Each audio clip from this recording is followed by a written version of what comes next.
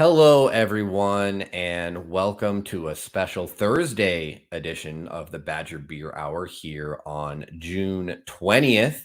And we have a lot to cover, as is always the case. We will get the ball rolling with the news before having a dual interview with Eric Rykal about Modicum coming to fruition once again. And then I will be taking you to Menomonie for this edition of the Badger Beer Travels, followed by events and capping things off with the last call. So without further ado, let's get this show rolling.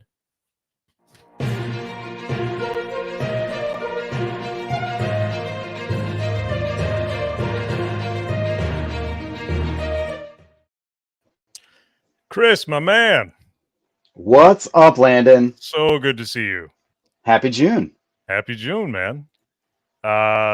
It's been lonely without you, and without the news, without you in the news. But we made a go of it, but it wasn't the same. So yeah, I think all the news was holding out for my return. Yeah, we got a lot. It's been a rough month in the beer world. Yeah. Sorry, that was great timing. Yeah, so a lot of this unfolded the week before Memorial Day. Starting with Company Brewing, which is a really nice, was a really nice little brew pub in Milwaukee's River West neighborhood, closed abruptly. And when I say abruptly, I mean nobody knew that it was closing, including the people who worked there. So this one was, I mean, this one was a bummer to me because beyond the really solid beer, I think Company had always seemed like a very community-oriented space with like cool live music and special events that, it felt like the kind of good citizen that we love to have, in our beer scene. But, you don't always know what's going on under the hood of these businesses. And owner George Bregar appeared to close Company without telling anybody what was happening. So the comments on the, we're closing, thanks for the run, social media posts included employees who were finding out the news in that way. Yeah. And a woman who is getting married in like 3 weeks. She's saying, well, I guess I have to find a new place to have my wedding. Man. Congrats to the happy couple, by the way. Yeah. Presumably they were 3 weeks out and somebody swooped in and, that was a public story that played out around this. But that same day, that was Tuesday, when Company shut down its social media, they kind of wiped out all those posts and comments later in the same day. So not really the way you want to see a place go out. And the Journal Sentinel reported this week that Company had filed for Chapter 11 bankruptcy, which is not unexpected, I guess, but the debts were totaling more than $1.8 million.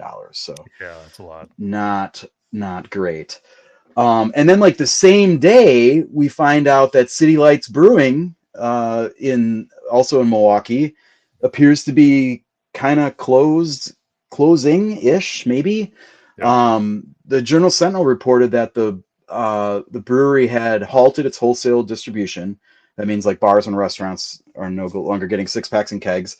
That had started weeks, maybe months before this report. That stream of beer into shops had been slowing to a trickle and running out. So yeah. And that was a move that they made as they kind of reconsider their options going forward. It seems like the tap room in the Menomonie Valley, however, has been open at least sporadically since then. So not an entirely closed. They talked about, or owner Robin Gossman talked about in that story about options being like including like retooling for a non-alcoholic beer production, which is really expensive to do. So I'm not sure what's up with that. And he did mention that they would be kind of focusing on events for the RNC coming up next month in Milwaukee. This is not the first Ghostman brewery to hit troubled waters. And I don't know if you guys remember, this is 10 years ago, Four Brothers blended beer. I don't know if this one got a whole lot of traction, but I don't remember that as one. a writer covering it, they were like, "Hey, you should try these beers," and it was Sure. like a Sure. it was like kind of these hybrid, like they weren't actually like making an IPA and a cream ale. They were like doing a recipe that kind of combined elements of those two things. Weird. It was not a great concept, and it was not great beer. That was in 2014. So best of luck to the Ghostmans as they figure out what's going on. That's a brewery that has had some good beers. I always thought their beer was solid to good. Yeah. Their hazy IPA was one that I bought fairly regularly for a while. Their coconut porter was pretty popular, but like just not particularly interesting beer. And the branding was pretty so-so, I thought. But Right. and that's kind of a that's not a great combination. Great tap room, but in a weird spot. Tough go. And that's not even the end of it. We do have kind of a good story out of like these troubles that happened right around the same time. Lakefront Brewery in Milwaukee announced that it was buying Public Craft Brewery in Kenosha, which is I believe it's the biggest brewery in Kenosha, certainly the kind of most established one. They had expanded downtown Kenosha with a big new event space and a much bigger brewing system, a whole like a really nice tap room, lots of space, lots of money, and that opened in 2019. Landon, you know what happened? We know what happened to breweries that open big things in 2018, 2019. Sure do. Yeah. Especially one that's focused on brew pub, Right. Service. So that was a tough go.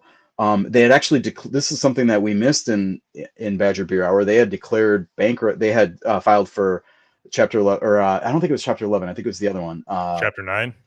Chapter something, another chapter. Maybe it was 11. I don't recall. Different chapter. But they had filed for bankruptcy protection this spring, and apparently Lakefront, which they had been kind of not really partners with, but had been friendly with. I mean, everybody down here is kind of friendly in some way or another. Most brewers, anyway. Yeah. And Russ Klisch swooped in, or the Klisches swooped in and bought the brewery. And they, in their announcement, they included like new branding for Public Craft. So it's going to remain Public Craft Brewery.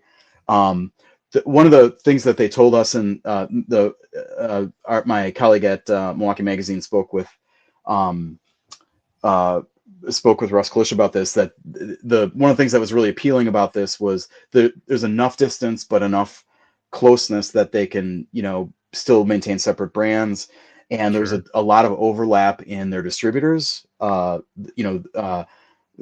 Craft's distribution partner in Kenosha and Racine counties was the same as Lakefront's, which makes everything a lot easier. Right. And obviously they're bullish. He was saying, Kenosha is really underserved as far as like population per capita, breweries per capita kind of there. Yep. And Public Craft has a pretty good brand, loyalty built up. So that's a good story, I think. That's great. Bringing Lakefront's it's not, and it sounds like the founder of Public Craft and the founder and head brewer is going to stay on and still work, still lead the beer program there. Very nice. So I think this is a really good story that could have gone a really different way, as the way of these other things, if there hadn't been a fairly stable and partner to come in. And this is the first time Lakefront's ever done anything like this. So interesting to see this happen, rather than the alternative, letting that huge space just go to waste. So right. Good stuff. Good stuff. Well, speaking of good stuff, we have some more good stuff on the opening closing front, right? It's not all just bad news. Yeah, not as significant, I think, as the closings, but some nice things. Both one of these things you've heard about. We talked about Third Space's satellite tap room. That is now open. It's calling its Innovation Brew House, and that's in the northwest Milwaukee suburb of Menomonie Falls. Oh, there it is. The nice little patio. This is a brand new development that's got a whole bunch of apartments and stuff attached to it. So, and it is the only brewery in Menomonie Falls, and it is a brewery. They have I believe it's a 10-barrel brew house in there. Really nice looking interior too. You know, I think most of us probably have been to Third Space's tap room, and it's a nice. I like that space, but it's very industrial and it's very, you know, you know that you are in the brewery. For this one, obviously, this is a lot more polished, and Kevin's going to be out there doing. Kevin Wright, their brewmaster's going to be out there, you know, cooking up small batch stuff that they can't do on, or that they may not want to take a chance on doing on, you know, the big system, which is a very big system. I think it's 30 barrels, right, at the main brewery, and then they've got like a 1-barrel. They've got a little 1-barrel guy in there too. So something between, you know, Total Pilot and, you know, the big volume turns. So exciting stuff there. And a little bit further northwest, it's a little bit further northwest. We've got another brewery that's moving forward. This is just this week, I believe, last week maybe. Boulder Junction Brewing. This is in the little Northwoods town of Boulder Junction. Yep. They got their final approvals from the state to begin. They said begin construction on their brewery. And this Boulder Junction is there's a few little breweries up in that area, kind of you know, Manitowish, Minocqua area, but I don't think there's anything in Boulder Junction. So this is nice. They have a fall. They're saying that they have a fall timeline for opening, which may seem a little optimistic if they're just starting construction now, but you know, what do I know? I don't have the whole. I mean, if they're just doing a renovation and installing a brew system that's ready to go, then maybe that could open by fall. Yeah. So those are two things that Joel's going to have to add to his ledger: openings and closings. Yeah. All right. Well, you want to talk some politics now? I know that's always. Oh, you know how much I love that. Yeah. Yeah. We do love us some politics here on Badger Beer Hour. All right. Yeah. We got to talk about the Horrible City IPA. As soon as this news dropped the other day. And of course, like, let's acknowledge, first of all, that maybe Trump didn't say it. Maybe he was talking about like the crime or the election administration, or that that Milwaukee just votes Democratic, whatever. You know, whatever. Whatever was said, it inspired a complete, like, as Milwaukee does, a complete backlash and saying, no, we are not horrible. We are actually awesome. Yeah. And at the time, I knew that there would be a Horrible City IPA. I did not realize that it would be that day that it would be announced. Henry Schwartz from Mobcraft calls me up and is like, hey man, we're doing it. We've got it. We're putting it in the tanks tomorrow, and we're just waiting for a name on it, and it's going to be ready for the RNC, and it's going to be great. I'm so excited. And I tweeted out this picture and it got like, oh my God.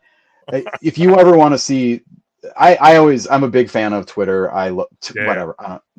I'm still calling it Twitter. I'm dying on that hill. Yeah. Because you curate your own experience.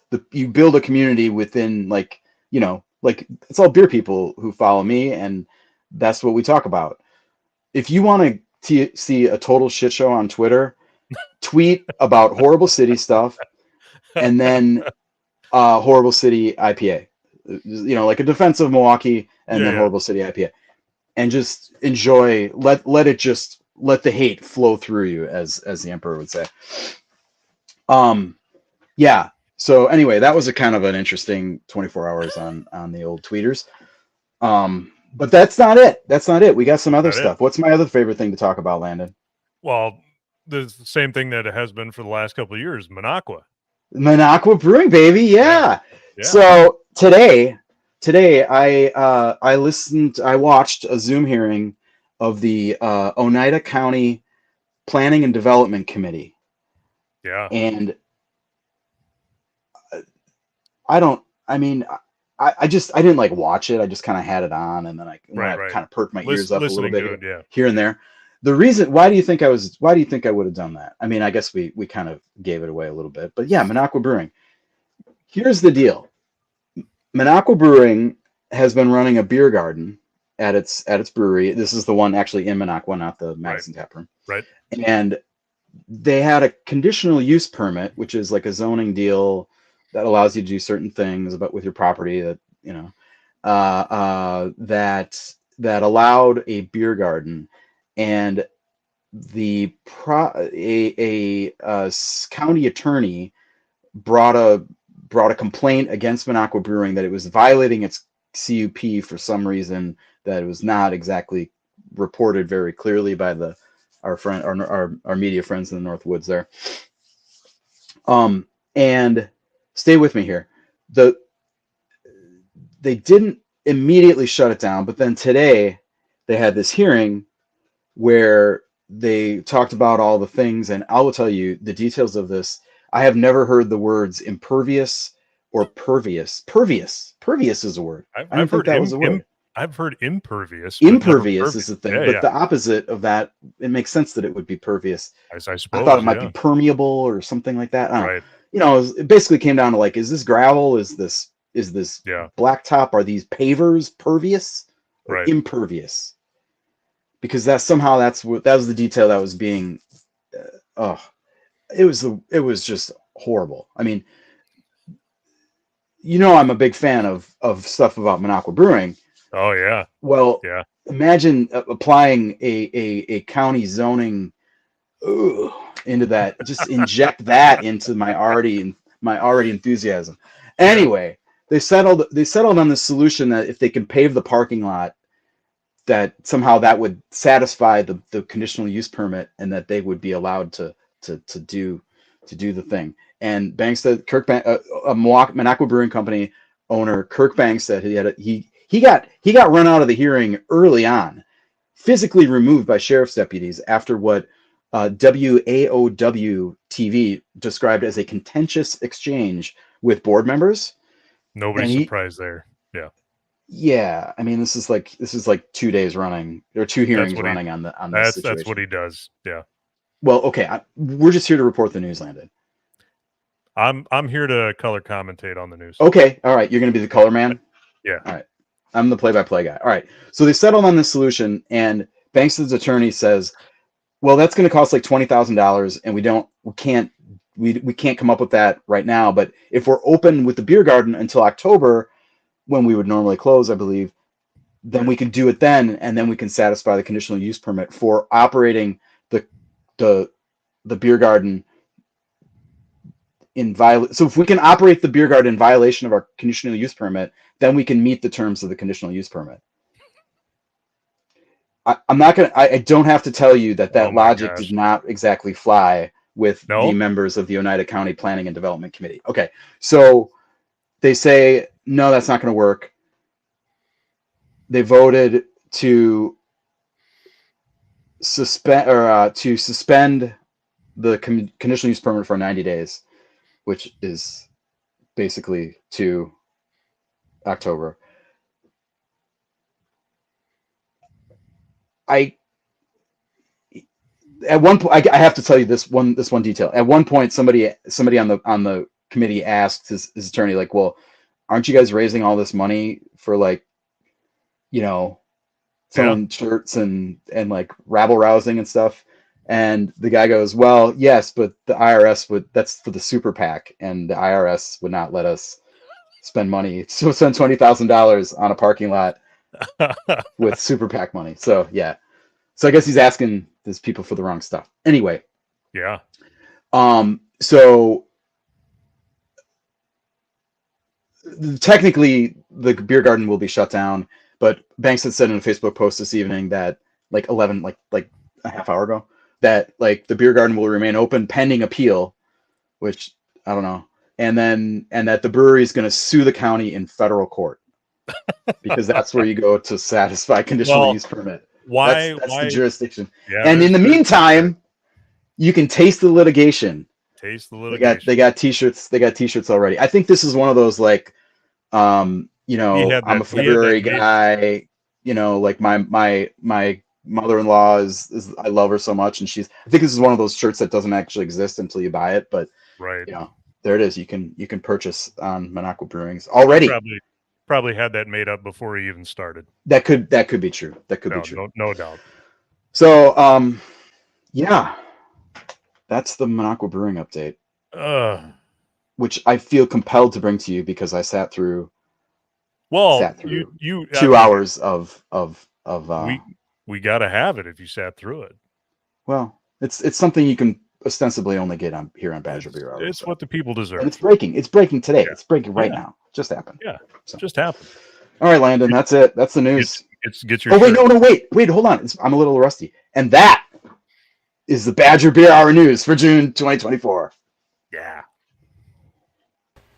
No, it's not. No, it's Oh not. my God, what? No, it's not. That's Chris's Y'all part. Yeah, but Chris missed the fact that we have to. I'm going to introduce our Badger Beer report. We have a report, Chris. We got a shit report. to do here. Rapport. Man, nobody told me that on the rundown. No, well, I mean, it's basically in this case, though, you guys pretty much already covered what we were gonna there's nothing. This is just breaking it down with the numbers of everything, because again, just kind of covering when there are multiple openings. It's kind of nice to also have everything showcased in one place. But again, if you just tuned in and you missed the early parts of the show, Third Space opened up their second location in Menomonie Falls, suburb of Milwaukee. I have not made it there yet. I'm planning on going there probably in early July after I get back from vacation. I'm excited about doing that. And then we also talked about company closing, and because of that, shift some numbers around. They don't really change much. And the other thing, though, I will always say, as before, county breakdown still the same. If you hear of any brewery openings or closing, we're normally pretty on top of at least the openings. And we do, try to, some of the larger closures, I guess you could say. But I guess the bigger thing is some of those small uber rural breweries that only have a Facebook page, like occasionally if one of those closes or something and you're near it, and make sure you let us know, because we do our best, but sometimes things go straight through the cracks. So there's our contact information. If you're listening on audio, you can email us at badgerbeerhour@gmail.com. You can hit up any of us on Twitter or the Badger Beer Hour Twitter or Instagram, whatever is convenient for you, just to let us know.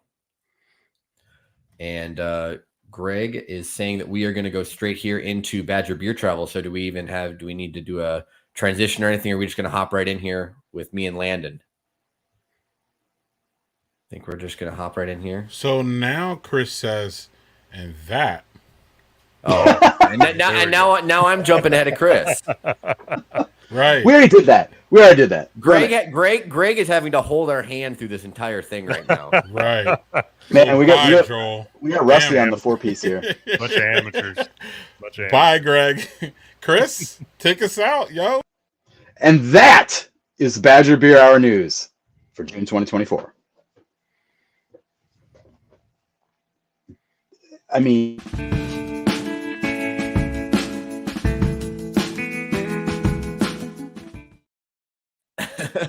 all right. Well, now that we made that effortlessly smooth transition to so good your travels, we are not paid enough to do this. We are of the highest degree. Yes.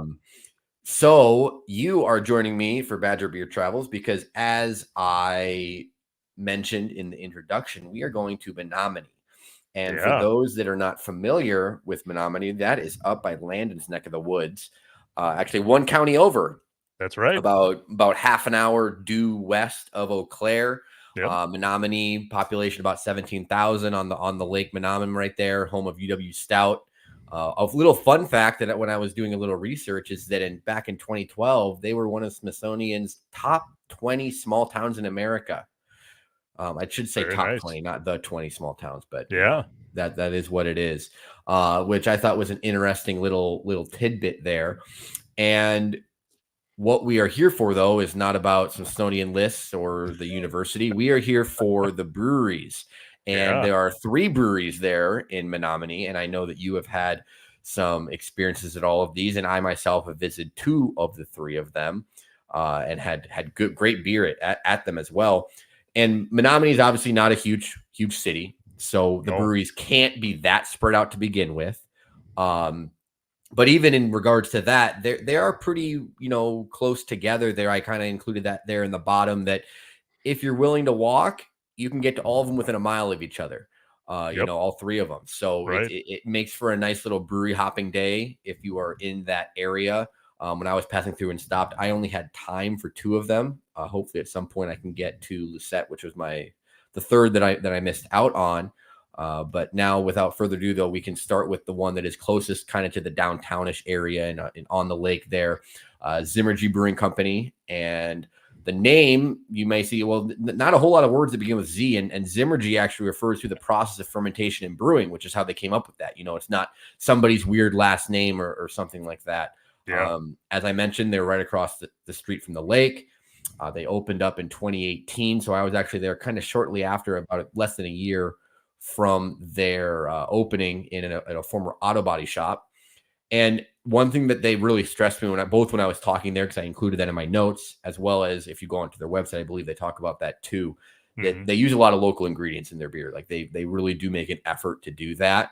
And another thing that I did not know until I was kind of going back to do more research about this, they host Zimmerderfest, which is Menomonies Death Metal Music Festival. It's annual. It's been going on for multiple years, I guess. And that is a thing. I had no idea, but I'm guessing maybe you guys cover that at some point in events, because if not, you need to. It looks like quite the event. And they're also dog friendly.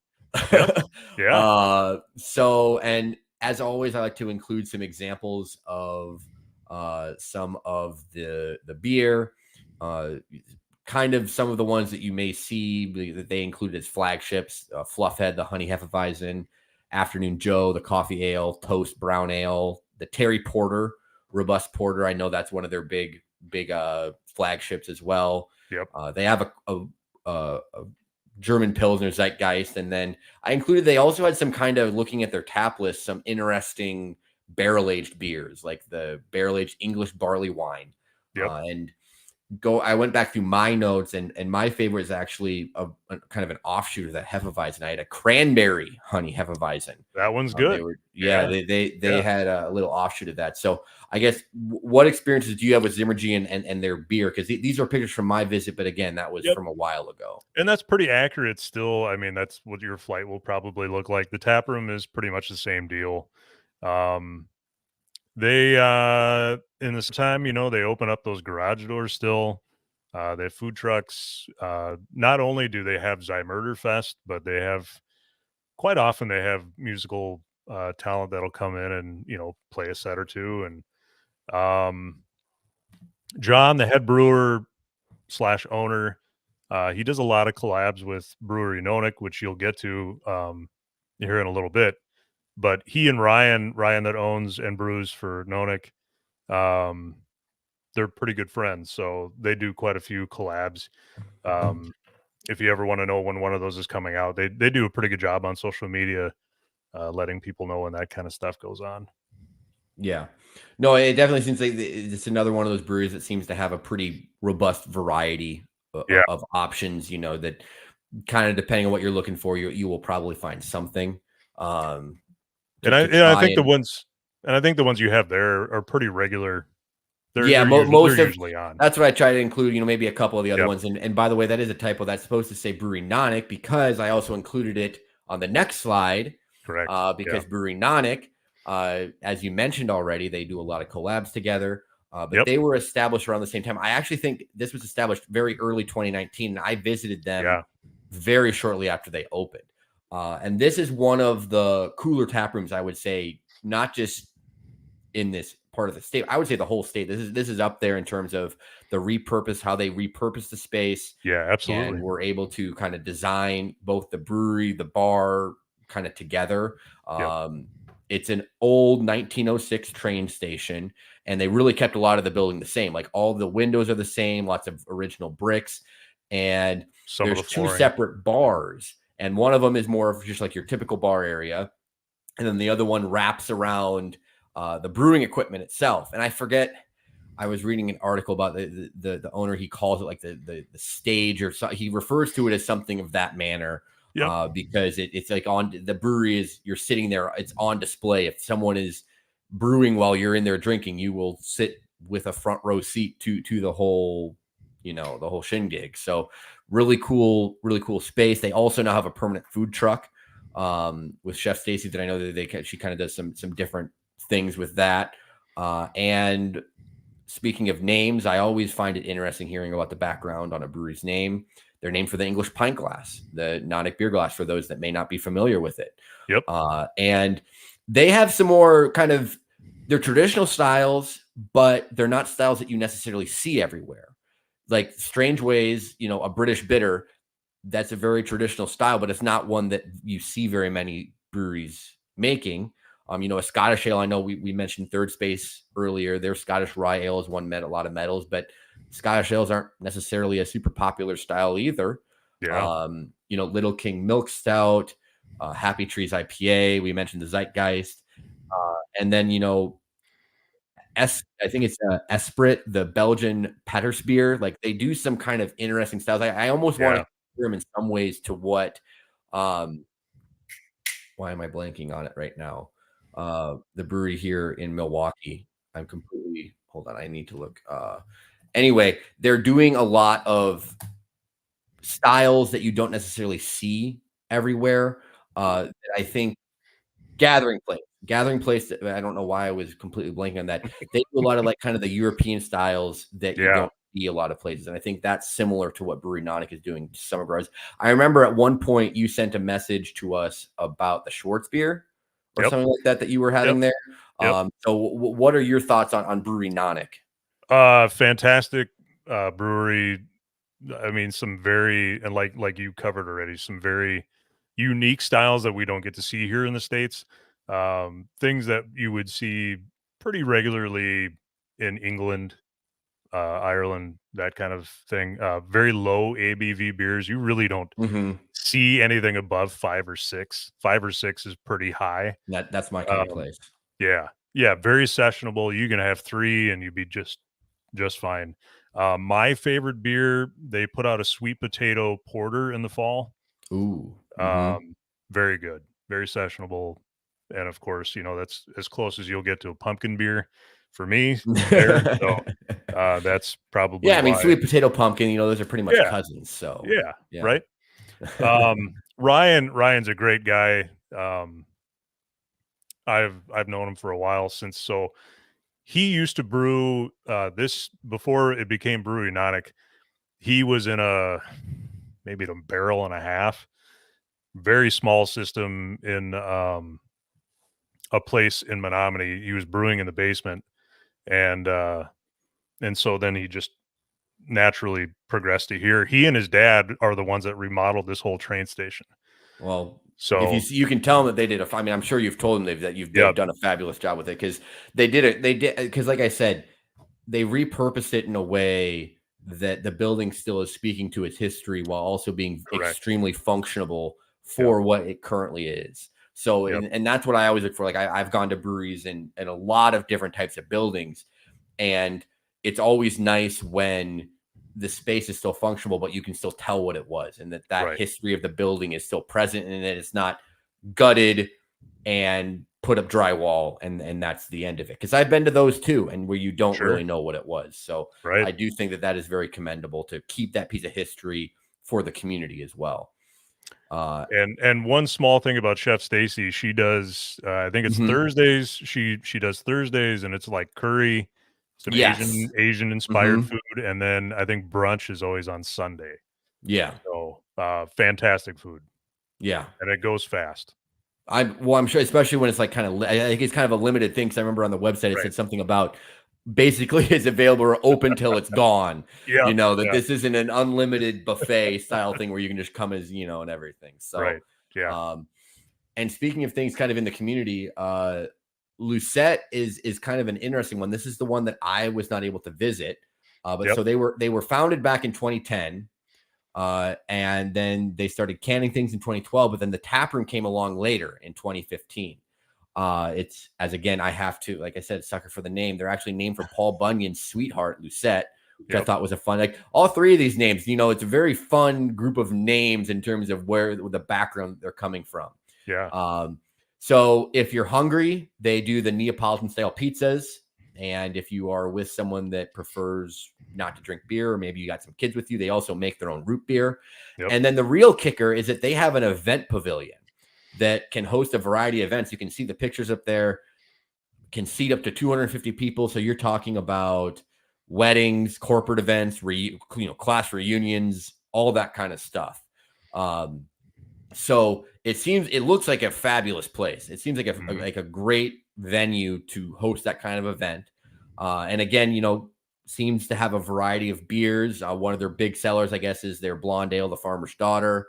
They have Slow Hand Stout, the Hazy IPA, which, I love it when you call me Big Hoppa. I feel like, the good play on words there. They also had a Beer to Guard, French Connection, the Porcano, the Mexican lager with lime. And then I think most of those were all like pretty regular beers. And I also tossed in the Adventure Sandals Hazy IPA with peach, because from what I could tell, a majority of those, they do lean a lot more into the IPAs than any of the other breweries in the area. Or I would say they lean pretty heavy into IPAs compared to most breweries, is what I would say. But that they do have the other options as well, depending on what you're looking for. Their mainstay is the Farmer's Daughter. That one's always on. That's the kind of the beer that they kind of, their regular. That's the biggest selling one. Slow Hand, I think, is always on too. I've had the Beer to Guard before. And I think Chris says he's a big fan of the Slow Hand. Yeah, it's good. It's good. This one, that event space just recently got added on. I would say within the last year and a half, it finally got completed. They have a nice outdoor space too that's in front that you can sit outside. The one interesting thing, so you can see the pizza oven there behind those canned beers. That pizza oven came from Italy. Oh, wow. And apparently that pizza oven, because it came from Italy, came with an old Italian woman for a little while.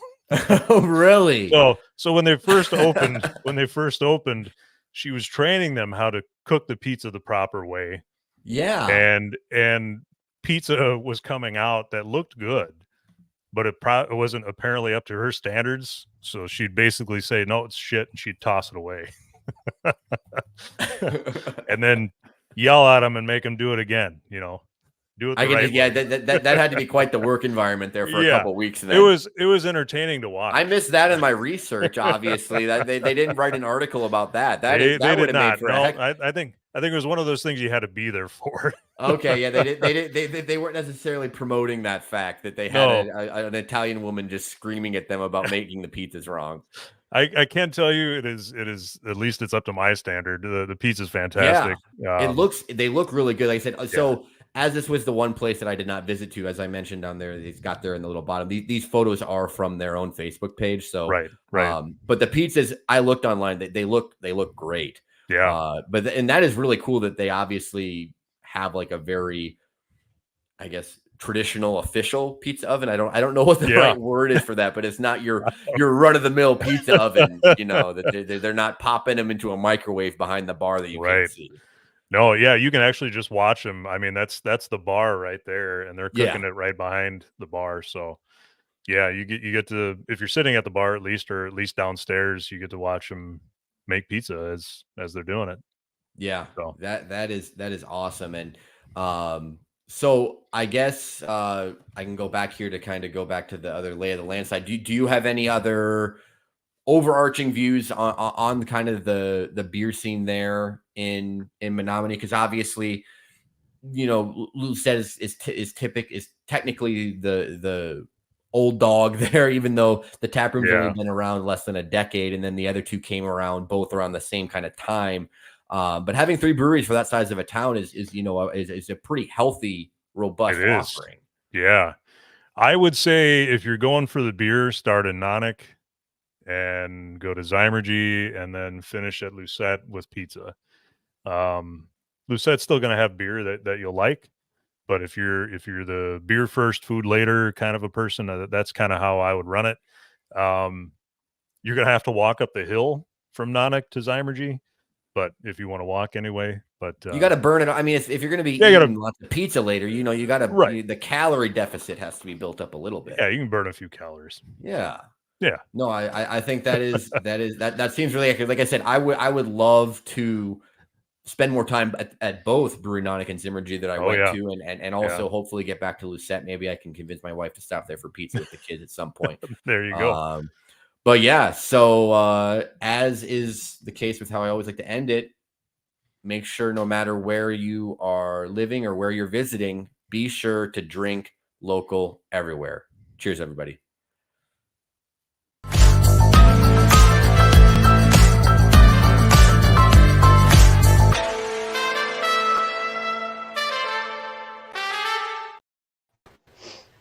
Yo, what's Greg. going on, Chris? How you doing? Nice to see you. Nice to have you back. Man, there was a lot of clicking between those two transitions. Wow. But without further ado, Chris, we have a lot of things to talk about this evening, event-wise. So we'll just jump right in. A place near and dear to your heart, Chris, is tapping the special Firkin every day of Summerfest at 4 p.m. The first one is Lakefront IPA. I believe that. And Greg, you know when that is, right? Summerfest. Summerfest starts today. Yeah. It's happening right now. So that's today, y'all. Check in with Lakefront's social media. Check in with let's see here. Is this the one? Yeah.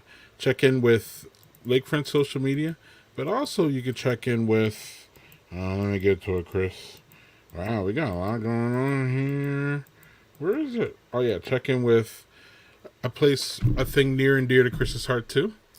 Check in to Milwaukee Magazine, y'all, where they have the 14 beer events this weekend.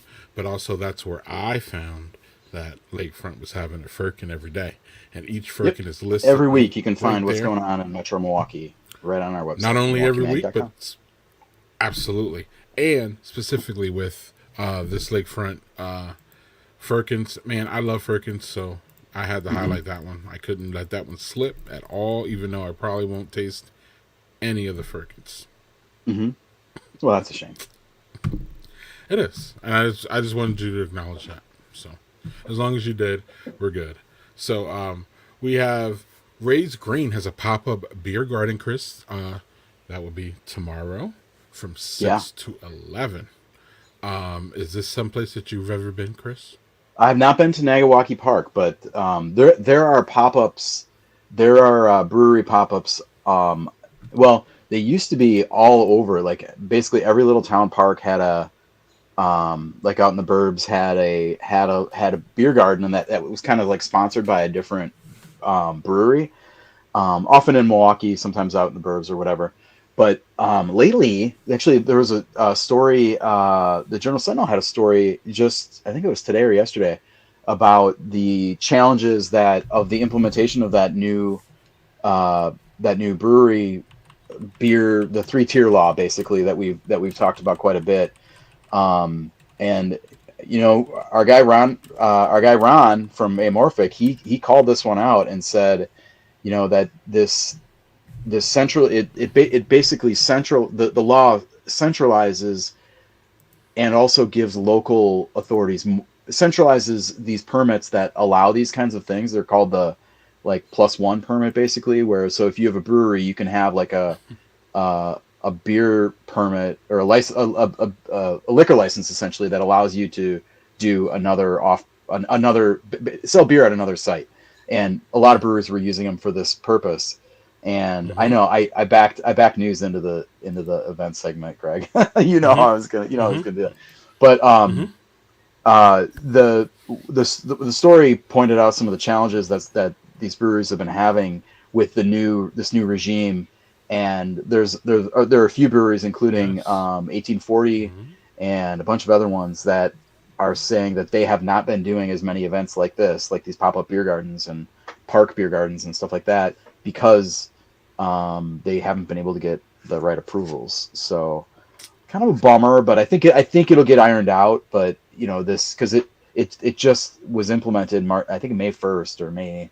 Yeah, I think May 1st was the first day that that was in effect. So, that's not a lot of time for these kind of spring summer events. So, yeah, but Raise Green, but they got their shit together in time to go out to Nagawaki, which is a nice. I haven't been, but I know that this is a really nice park.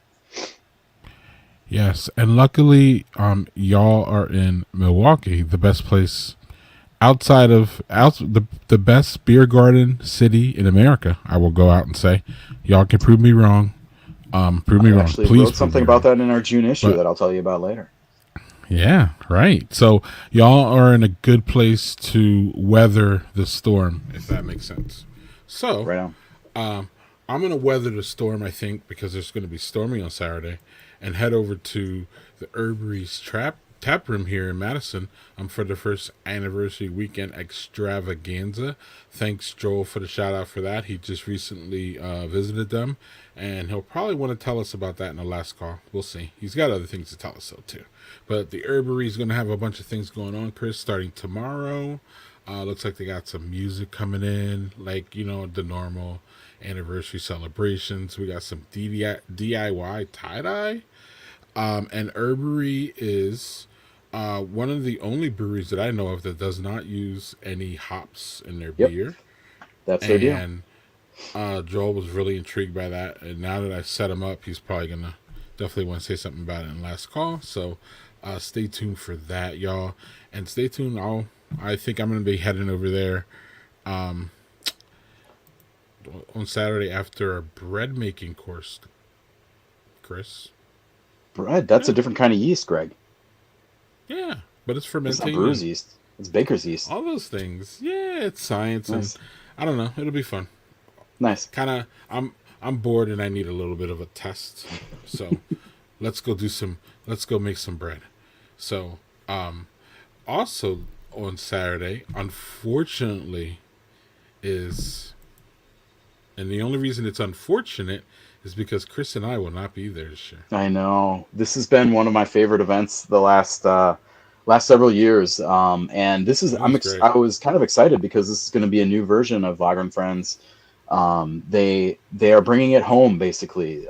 Gathering Place in Riverwest is the has kind of been the coordinating. They've been the brewery that puts this on every year, and this year they're bringing it home. They're going to have it on it's basically going to be a big block party right outside their brewery on Vienna Street there, and they'll have tables and booths set up for all the participating breweries. I think there's 20. Is there 20 breweries? Obviously, all focused on all focused on lagers, and it's always been a great event to see kind of the range. People think about lagers and they think, it's going to be a pale, a pale fizzy beer, and Doppelbocks and Schwartz beers and Rauch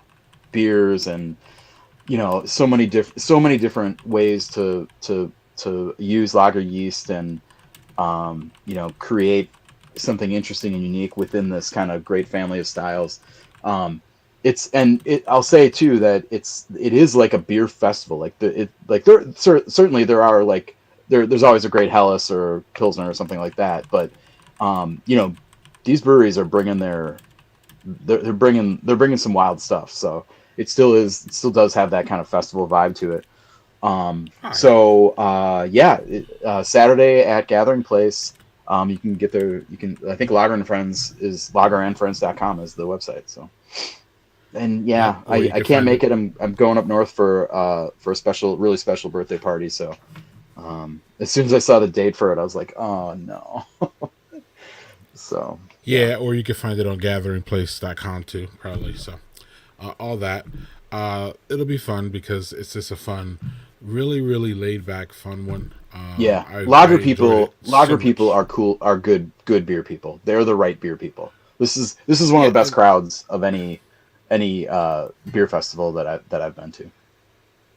Yeah, and lagers are sessionable too. Then it's it's one of those nicely paced days. Landon wants us to know that lager people really are the best, as opposed to ale people. The ale people. Apparently get on Landon's nerves or something. I don't know. Maybe he can expand in the last call. Don't tell him I'm drinking an IPA right now. Yeah. Oh, don't do that. Don't do that. So, Chris, here's one that every year pops up, and we always ask if it's you who are behind it. The Beer Baron Cemetery Walk. Are you? Yeah, this is a cool one. They do this. They actually do this a couple times a year up in Green Bay. It's a bunch of breweries get together, and they literally do a tour through the historic cemetery in I think it's in Green Bay. It's at it says Brown County there. It's at what's the name of the cemetery though? It's not on the next slide either.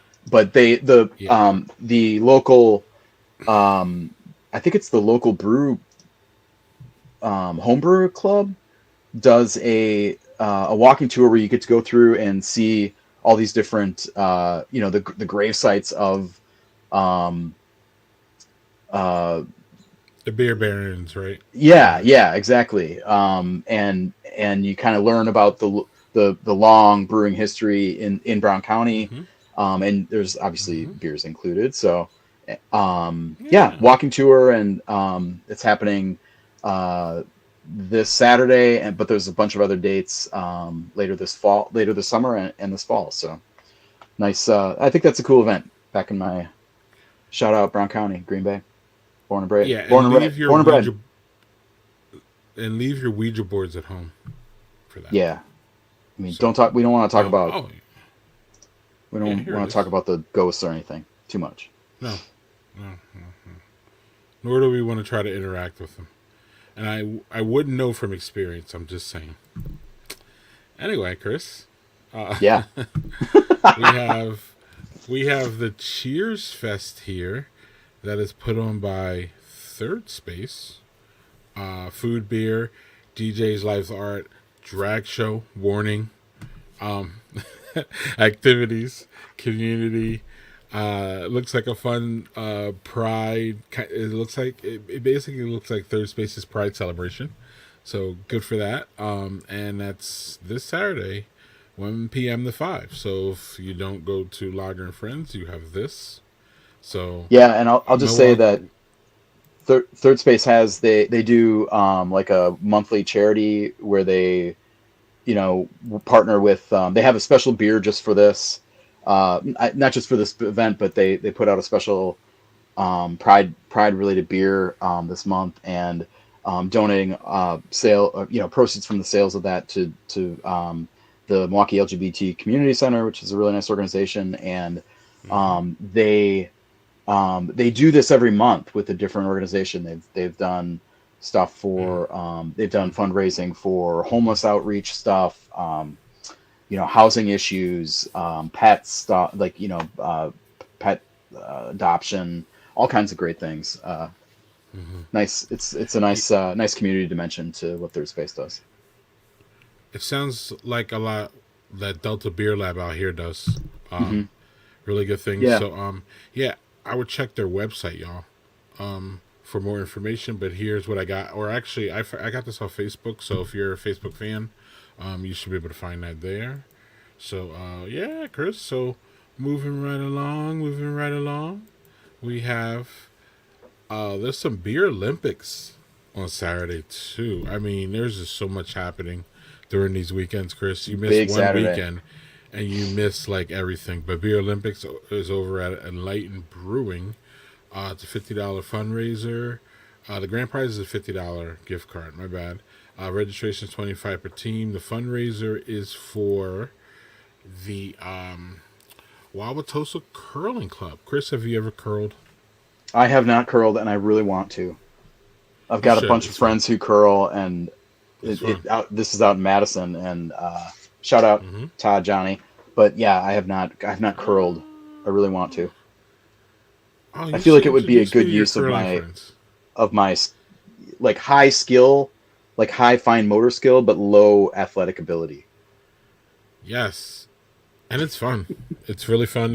They push camaraderie and having beers and all that. Oh It's yeah. just it's really fun. It's really cool team sport. And yeah, it's actually really athletic too, Chris. So you might want to buck up a little bit before you get What, out these there. little chicken Um, wings aren't going to do it? Oh, they might. I mean, they might get it done. So you get two teams that compete in 4 games. Competition bracket. It's this whole bracket they got going on, y'all. And the grand prize winner wins a $50 card to go drink at Enlighten. So that should be fun. There's a 50-50 raffle. It looks like there's all kinds of things going on. So this is Saturday, y'all, at Enlighten Brewing. So if you're a curling fan or you want to support the cause, that's another place for you on Yeah, and I Saturday. was just going to shout out Enlightened Brewing, but I also realized that I can wait till the next Yeah. item because they've got their summer block party next Saturday, the 29th. Yeah. I've been at Enlightened a couple times this spring slash summer, including last night where we had our Milwaukee Magazine Top Chef watch party there for the second time, and it was awesome. Those Tommy and James are great, really really good hosts. It's such a fun space. It's really open and it's big and it's open, high ceilings. Feels super comfortable in there, and yeah, and but this will be outside in the street in front. They've got all kinds of stuff lined up with Sweet Smoke Barbecue, which if anybody knows this, the food trucks around Milwaukee, Sweet Smoke is one of the great ones, and all kinds of extras, including Joy Ice Cream Social from out here where I'm at in Tosa. Great ice cream, and they've got music like starting at 5 and into the evening, and 3 new beers, which Enlightened is they're not a brewery that does a ton of like iteration. They just kind of dial in the beers that they have, and they're very like Landon talked about with Nonic being really leaning towards sessionability. That is totally Enlightened's approach too. So 3 new beers from Enlightened is pretty exciting. So we'll see what they haven't announced what those are yet, but that's exciting. And yeah, we talked about the changes in brewery taproom offerings under this new law. They are one that has wine, cider, and canned cocktails now, and there was a lot of people drinking that stuff at our event last night. So it was cool to see, that working for people and probably getting some Mm-hmm. extra sales in the door. So yeah, bring the kids, bring the dogs. Don't hide your kids. Don't hide your dogs. Bring your kids. Bring your dogs. And bring your dogs. There you Absolutely. go. I think you could bring your kids and your dogs to this one. Um, Catfish, craft, beer, wine, hard cider on the river, yo. Shout out to Landon for this one because I wouldn't have caught this one. Get it? You see what I did there, Oh yeah, Chris? I did. Yeah. Forget it. If you have to tell everybody the joke, then it wasn't. It's great. I, But I'm here for it, Greg. I think it was good. I think it was good. okay, Where is this thing? okay. This is in Trempolo? Yeah, this is in. Does it say here? The hell does it say here? It's benefiting the Chris? Trempolo Lions. So Yeah, it's on. Yep, Trump. How do you Trumpelo? Really? That's how you Trempolo. spell that? Trempolo. Yeah. I like that. I It's like. French. Yeah, it's on the Mississippi River somewhere, Chris. We've narrowed it down to Well, what, but 400 Greg, miles? that's we can't send people to Potosi when they need to go to Trempolo, Greg. That's not good. This is true. But Potosi would be great with the museum and the bird. Oh yeah, I'm not saying don't go to Potosi. I'm just saying don't go to Potosi if you want to go to, Catfish Days here. Catfish and Craft. Yeah. Yeah. I've never heard of this, but it looks like 3 hours of unlimited beer. Here we go, wine, cider, and they got live music. Sounds like the norm, but you're gonna be sitting out there on the river, so that should be nice. It should be cooler, and everybody loves being near the water in the summer, Chris. There's no other Yes, confirmed. Sportsman's Park is in Trempealeau, Wisconsin, which is Trempealeau. Yep. in Trempealeau So County, then- kind of the mid Mississippi coast of Wisconsin there. Yeah, so this is an interesting one. All proceeds go to the Trempealeau Lions, who turn right around and give it back to the community, which is great. But I like some of these benefits. The benefits of suffering: ramp building for those unable to access their homes, youth sports programs, in need of equipment, travel funds. So this is, you're basically paying into the community, and that's always a good thing, right, Chris? It is a good thing. We like it. Yep. So You know what else we like, moving Greg? What? Let's hear it. Ribs. I like ribs. Chautauqua. That's up northwest.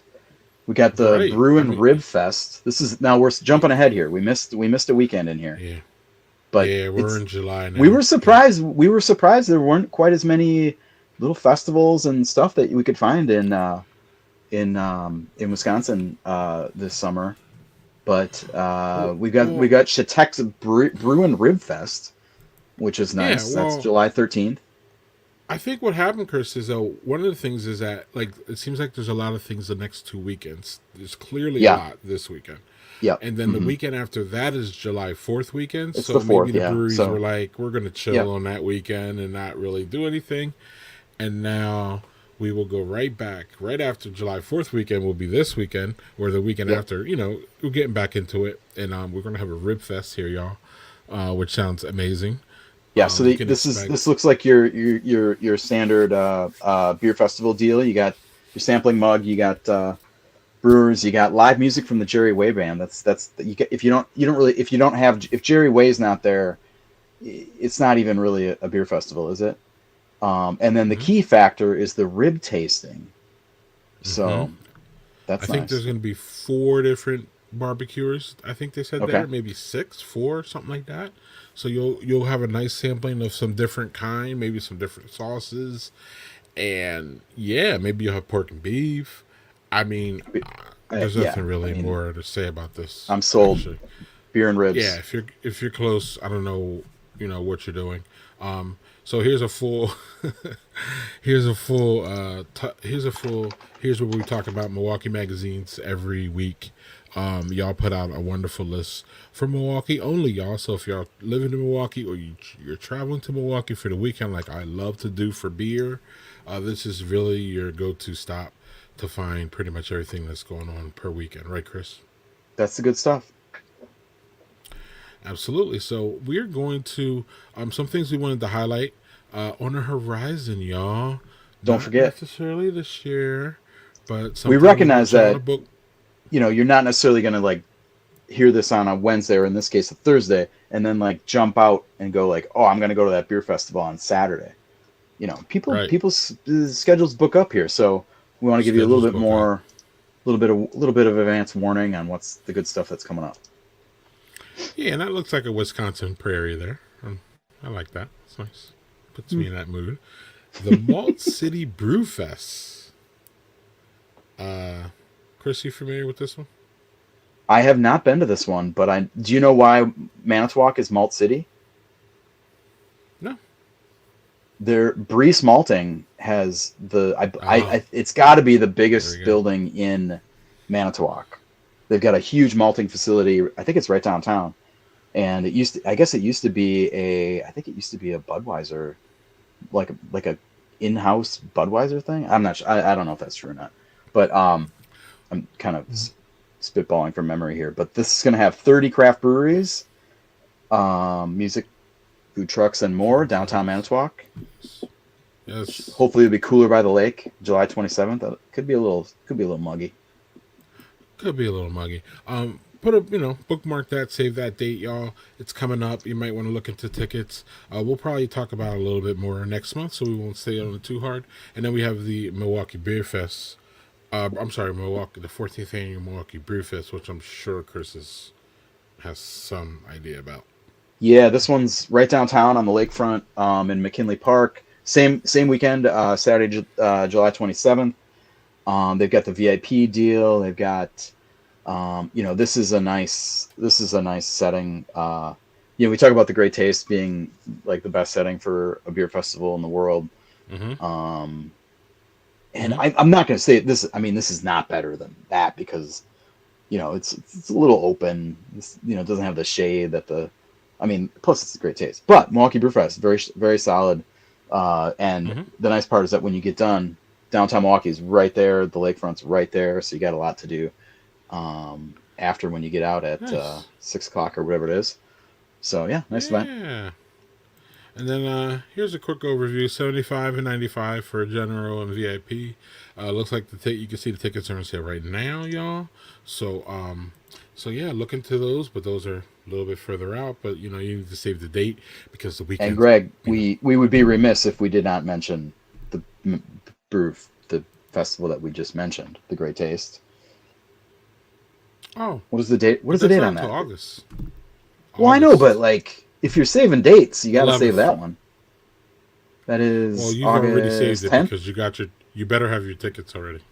No. Now, see, I know people say that, but you can just go. I think you can just go these days. Yeah. If you don't have tickets to the Great Taste, I think you can just go. Get them that day. Or you can call me. I can get you. Go the night before. Go to the Great Taste Eve events. You can find them. Just get your hotel room. That's the hard part. And Chris, and that. Let's go. Do it. It's the Badger Beer Hour events for June 2024. Thank you.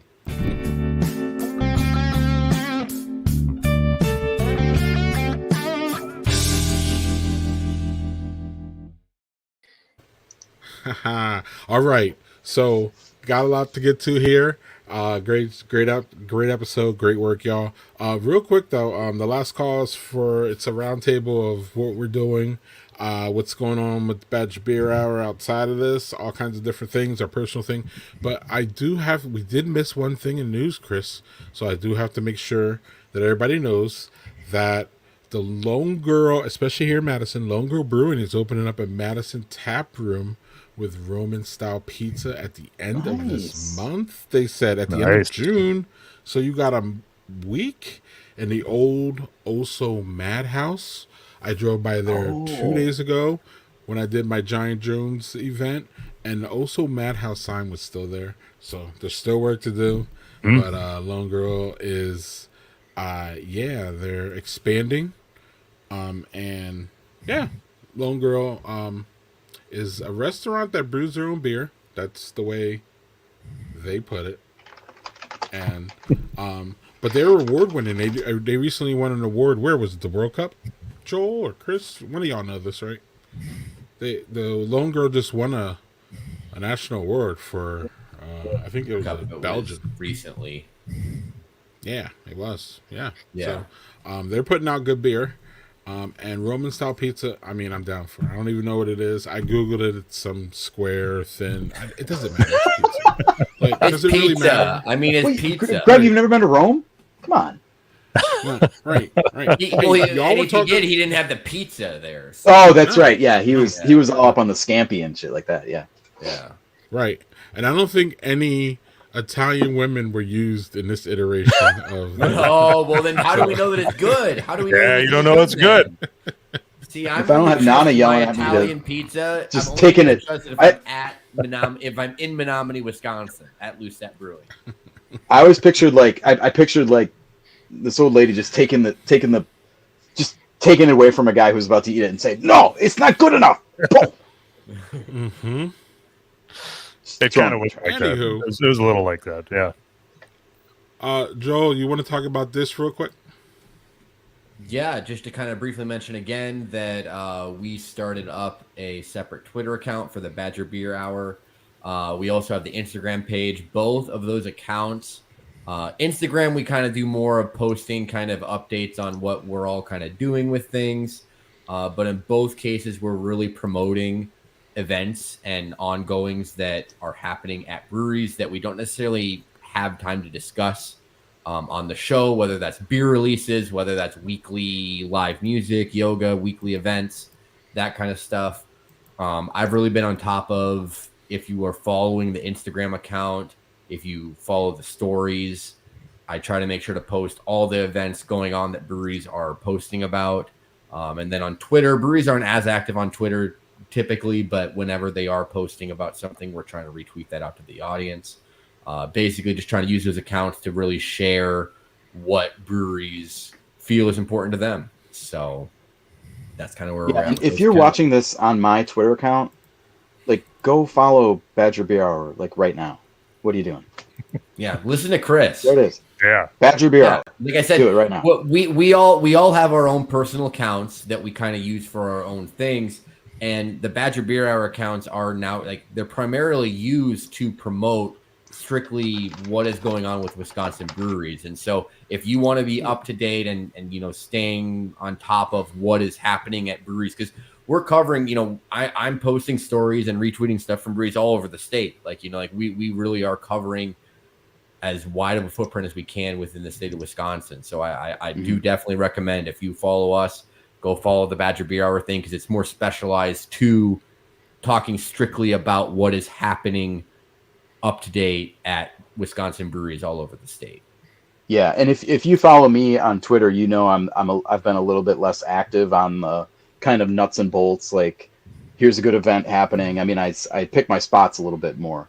And so if you're missing that kind of more regular engagement, kind of a broader swath of events and happenings and stuff, this is where to get it. Yeah, and I use that as part of our show research, and I go back. Chris asked me if we had covered something last month because he wasn't here, and I literally went back on our Twitter page to see the dates, when it showed, when things happen, because we usually do the Badger Beer Hour, y'all, and then all hell breaks loose 2 days after. And big news always drops like a second after we're done. We gotta wait. Yeah, guys, what brewery do you think is going to close tomorrow? Yeah, right, something's gonna happen. It won't be tomorrow because that's a Friday. It'll be like next Tuesday, next Monday. Last month, for example, was the Lakefront news. That was like right after, 2 days after we were done, Yep, and it was like that was on Friday. And everybody was talking about it. And that was on Friday because that wasn't bad news, or that wasn't a brewery closing. If you're going to close, you got to stay open through the weekend. Yeah.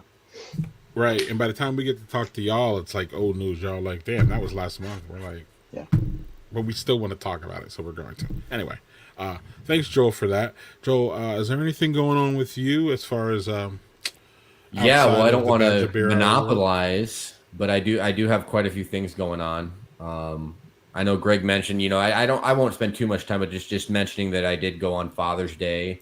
The wife agreed to take me to Madison with the kids, and we did the zoo, the botanical gardens, and then I got to go hit up some of the breweries in Madison that I had not been to, which included the Herbiary, which I knew about. I had heard some things about, and I walked away quite impressed, to be honest. I had several really good beers. I had a ginger lager that I could just crush. I loved it. It was so good.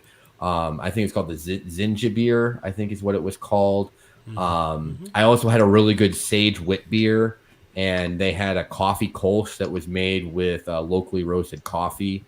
Very down to earth, kind of simpler tap room. They had a lot of plants, a lot of, prints, and they have a book club and they have a whole bunch of like artist equipment stuff that you can just draw and stuff in there. So really fun little spot. And I also went to Black Rose, which I don't know if we discussed on the show, the kind of whole background with ownership there and some of the events that transpired. I did go and try the beer, and all things equal, I was very impressed with the beer. The beer was delicious. I had an amazing sour ale with cherries. If you are familiar with Black Rose, they do a lot of kind of the wild ales, mixed fermentation stuff. I also had a really good table beer that's like partially blended with oak aged beer. And also I tried for the first time, I had a tart farmhouse ale with green tea that was aged in a Jepson's Malort barrel. And it was 4%. And it was 4%. It was only 4%.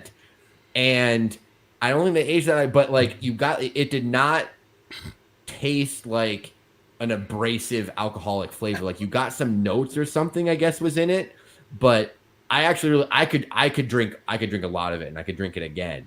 It was not like, because obviously if you are familiar with alcohol, you know what Malort is. You are very familiar with Malort and the feelings behind Malort. Drinking this aged in Malort barrel beer was not like that at all. I will say that. And I guess Greg always mentions that things always happen a day or two after the show. I think it was, I don't remember, it was either 1 or 2 days after the show last month that I signed a contract with a publisher. I've been writing a book for the last 2 years, I guess, about my travels to breweries all over the country. And that has been, it's a something like that. I'm very excited about that. I am hoping. Your volume sounds horrible, or is it just me? Was it? There you go. There you go. Is that better? Yep. Okay, I don't know why I must have gotten knocked around there. Anyway, I was saying You're just saying you're giving away free books to everybody who messages you to the. I can say that I'm not doing that because this is my one chance to make money on a hobby that has cost my wife a lot of money. So I will say that there are going to be a lot of events when the book comes out. I am hoping that I'm currently aiming at very end of this year, hopefully before the holidays. Worst case scenario would be early next year, depending how things go with, editing and production, all that, all those things take time. But I'm very, very excited about it. Like I said, it's a passion project, something I've been working on now for a long time. It will cover not just the beer scenes in different cities, but kind of talks a how-to guide on visiting breweries, planning beercations, all that kind of stuff from my experiences traveling the country. Nice. There will be, do not fret though. There will be a lot more coverage on this once we get a little closer down the line, because I will be promoting the heck out of this thing. It sounds like there are like the breweries of whatever locality, that's a very well-tilled soil at this point. So I like the approach on how, like, kind of more of a how-to, and it sounds like a really useful and good book. So that's exciting. Well, and it's kind of a combination. I was talking to my editor. It's partially, the how-to guide, partially the travel guide, and partially kind of like almost memoir based, because it is my personal travels. 99% of the breweries I'm discussing are ones that I have visited. I do occasionally will throw in a name of a brewery that I have not visited, but for the most part, these are all places that I have personal experiences to. So it's not, Googling what other breweries in an area and throwing them in there. And then speaking of that, the book is kind of the reason for my next bit of information is that a week from tomorrow, I will be flying to Alaska. And I was in Alaska in high school.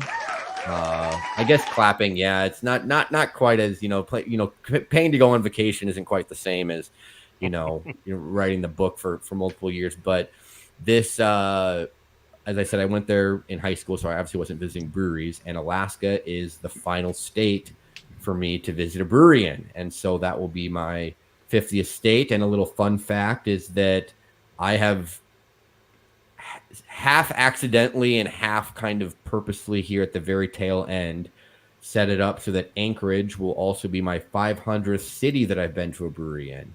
Nice. So another little kind of double milestone that's amazing. that I'm hitting. And arguably the best part is that obviously my whole family is going with, and my parents are going with as well. And so my dad, who is the reason that I'm into craft beer, is going to get to be there with me.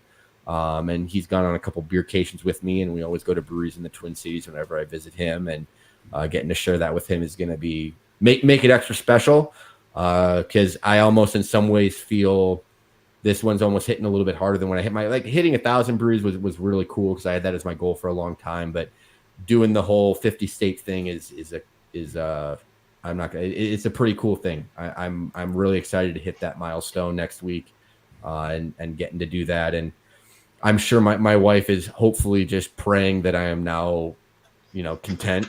And we'll see. You know, she knows that I'm always going to want to visit new breweries, but there is a certain extent where I'm like, you know, enjoying the ride more so than always planning on hitting breweries on every single little stop, and making her stop for a lunch in the middle of Nebraska for a brewery to take the kids into. And that was literally my I had a milestone visit in a small town in Nebraska that we stopped at for lunch. So she really has, you know, I think I jokingly told her that I'm going to dedicate my book to her and write that I'm thankful that her love for me is greater than her distaste for beer. Because yeah, that is, without her, this whole thing would not be possible.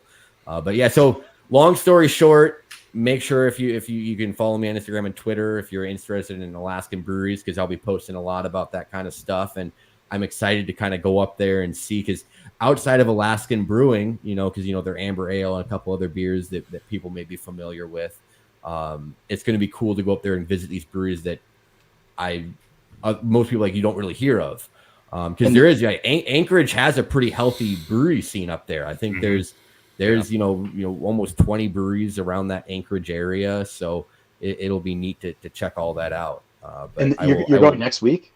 Yes, we fly out on Friday, so I will be. So you're gonna get the full Midnight Sun situation. I mean, yeah. Oh no, I was talking to my neighbors about this. He's like, he went and looked it up. It is wild, man. And it's cool. Sundown cool. was like at 11:35 p.m. or something, and yeah, you know, hopefully the Airbnb has blackout curtains for my kids, but otherwise we'll figure something out. Very nice. All right. Great, congratulations, Joe. Yeah, my next week won't be as fun or as adventurous. How about that? But it will be fun. I will be going to the 24 Pride Dabbler in Minneapolis Sculpture Garden, over 70 breweries. So I will be attending that next Friday. That'd be great. Dabbler, those are good events. Those are really good events. Yeah, they are. The winter one was Chef's Kiss.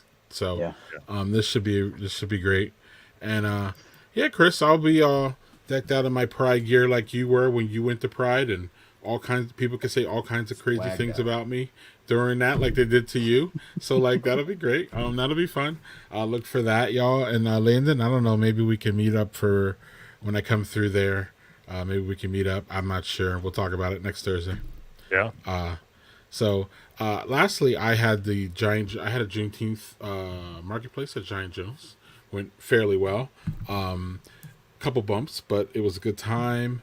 And they're willing to do it again, so we'll be doing it next year. It'll be on a Thursday, and it'll actually be on Juneteenth, which is June 19th, 2025. So look for that. We'll Awesome. talk about that closer to when that happens, but that was great. Chris, since we last saw you, y'all won some prestigious award. And we also have this. We need the clapping. We need the clapping. Yeah, tell us all about it. Tell us all about it. So last month, we went to me and a few colleagues went to the City and Regional Magazine Association conference in Cleveland, and it was a great weekend of workshops and just networking and exchanging ideas, and it was great.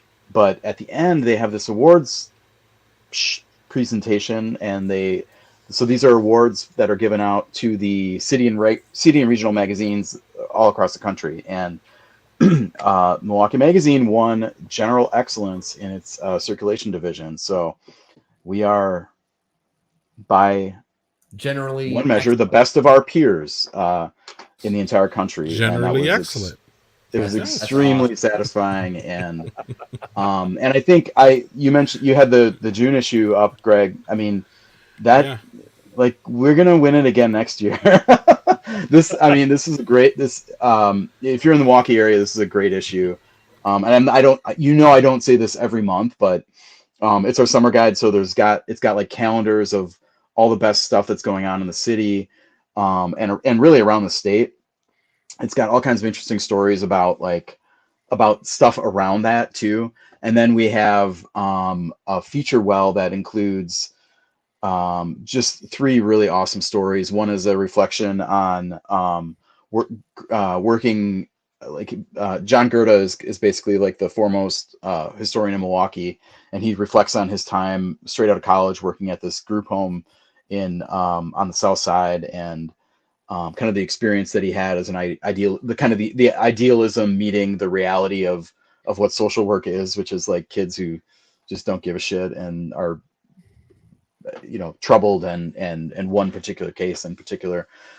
So it's a great story, and a story about this crazy kind of like gay liberation pioneers in Milwaukee, basically, who became like kind of glitterati in the like glitter rock scene in Hollywood, like the early Bowie years, and stuff like that. It's a wild and it's an unbelievable story of like, how did these kids from like Cudahy and St. Francis end up in LA doing all the, like, just being famous for being famous kind of thing.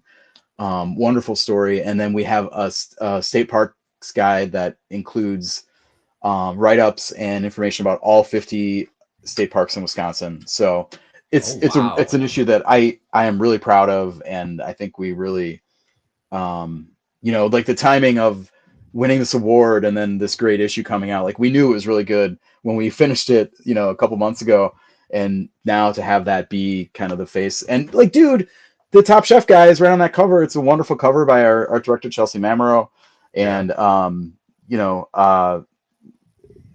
it's just, that guy got robbed. I don't know if, no, spoiler alert, I guess, but like Dan should have won, I thought, but whatever. It's cool. So anyway, check that out. And Milwaukee Magazine, subscribe. If you subscribe right now, there's a thing on our website where you can get 2 free tickets to Summerfest, which is like, makes it worth it. Just go to MilwaukeeMag.com.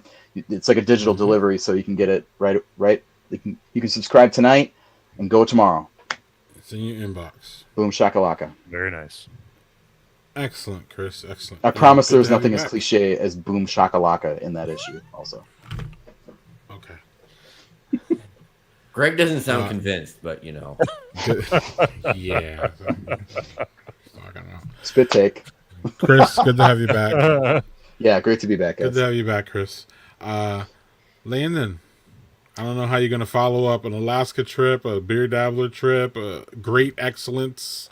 I mean, so you're here, buddy. Good luck. I'm going actually starting this Sunday, so I can't meet up with you next Thursday, because starting this Sunday, I'm going on a mission trip for a week to Montana, the whole family. So nice. Where in Montana? Billings, Montana. Something. Look at that. Oh yeah. Yep. So we're gonna help the community of Billings, Montana, That's with various projects. So yeah, that's awesome. Yeah, we're working out that clapping button tonight. Yeah. Y'all came with it tonight. Damn, y'all bringing the heat tonight. Yeah. So I get to these old bones get to sleep on a cot for a week. That should be interesting. So there's no glamping while you're doing good for the people. There's no glamping. Hey, fun fact, part of the... if you have time to go to a brewery, there is a brewery there called Uber Brew that makes very, very good beer. I had a flight of 4 beers, and all 4 of them had won medals at GABF.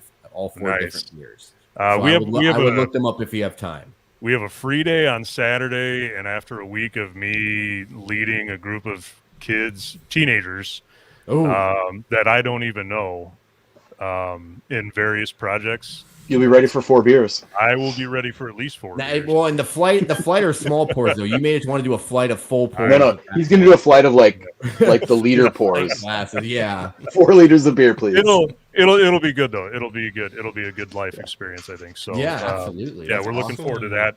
And then I know Eric didn't show up tonight, but coming up on July 9th, Modicum is coming back.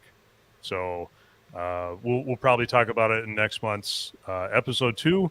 I will be there for the grand opening, and probably get to talk to Eric between now and then. I'm sure he's crazy busy with the transition and brewing beer and all that stuff. So we are excited as a community to have them back. So it's going to be good. Yeah, I'm jealous of all you, but Montana is God's country, man. That place is just love that. Oh, I love that Montana, place. yeah. If we could go back to Great Falls again, Great Falls was a good time. There's really no describing Montana. You just have to go. Yeah. That's how I feel. But yeah, Agreed. Look at that. On that note, we're gonna end on Montana. That's wonderful. Badger Beer Hour. Great Sky Beer Hour. Badger Beer Hour and a half.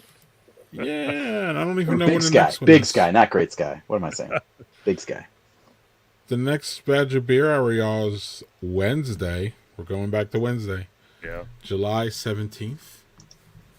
In the middle of the summer. Middle of the summer. You know what that's also in the middle of? A little thing in Milwaukee called the Republican National Convention. We wanted to talk that about means politics. we'll have We wanted to more talk about politics. right? Oh, yeah. good. I may be otherwise indisposed. Yeah. Oh. You got to go to the RNC. Okay. Yeah. Well, He's introducing Trump. That's what I heard. Oh, listen, very nice. listen. Okay. Can we? Where's the hand emojis again? Well, someone we know did call you a Republican, so. Someone we reported on in the Yeah. Right. in this. So maybe it this was episode, true. yeah. Maybe it was true. Maybe. I don't Yeah. know. I feel like maybe it's not. But what do I know? What do I know? What do you? I feel like we're gonna end this broadcast. Yeah. Thank y'all for another good Before we one. go any further. Thank you for another one. Safe travels and work and everything until we see y'all next month. To everybody, this is the time to get out. So we're getting out, y'all. And we'll see y'all next month, July 17th. Might be all of us. It might be two of us. You never know. But we'll be here. And we'll see y'all next month. Again, fellas, thanks. It was a great one. Good night.